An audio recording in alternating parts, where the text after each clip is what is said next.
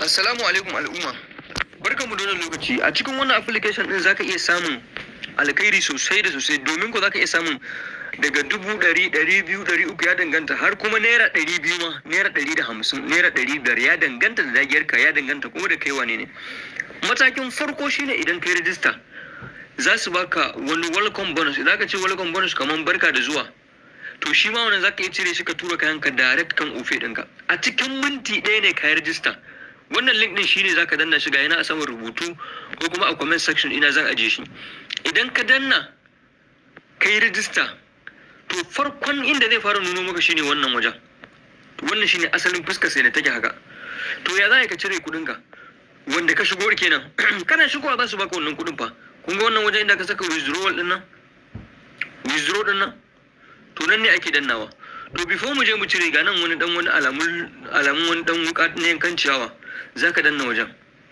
Shi wannan harvesting ne. Kun ga inda yake tafiya, inda yake taruwa. To mu je maganar kuma inda zaka cire, sai ku danna wannan wajen. In ka cire, in ka ga dama sai ka goge application ɗinka. Idan kuma ka ga dama sai ka ci gaba da asalin wannan ɗinka. In ka ga dama sai ka ci gaba da yin claiming ɗinka. In kuma ka ga dama sai ka goge application ɗin, ka gama. Yawwa, kuna gani ko?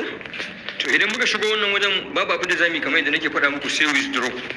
To withdraw ina zamu danna? Daga nan sama ga nan wani tambarin diamond. Kun gan shi? Sai mu taɓa diamond ɗin. Yawwa, masha Allah. Kun ga ya kawo mu nan? Kun ga nan abin da zan iya cirewa, zan iya cire naira 1000 nawa? Zan iya cire naira 450, 150, 1500, 7500. To abin da ya saka yanzu nan ba zan iya cire wannan ba. Kudin nawa ne bai kai ba, amma zan iya cire 1500 yanzu nan da kuka gani wannan. Bari ku gani in gwada cire ta kuka. Withdrawal. Bari ku gani. Kun ga me suka ce? Sun ce na saka ofe dina ko? Sai in tikin a wannan wajen. Mana. Ofe din dama nake so in tura.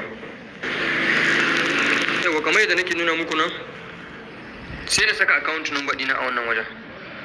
Sai saka account number dina, misali kun ganta na saka ta, sai in ce confirm withdrawal. Kuna gani kwatankwacin kudin dala, kamar mu ce dala 1 ne. Su fa a nan idan aka ce dala 1, to tana zamanta ne na 1500 ɗinta, ba ta sauka daga 1500. Kun ga a normal idan muka je mu za mu cire dala a 1300 da wani da 71 ce ko da zuwa da 6. To amma ita anan yadda take din nan haka take. Kun gani yanzu wannan shine record dina. Kun gani?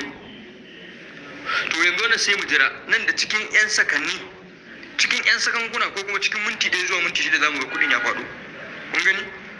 To yanzu wa'annan kun ganin tarawa nake, yana taruwa iya taruwa, daga nan har zan yi duwa in je in cire kaya.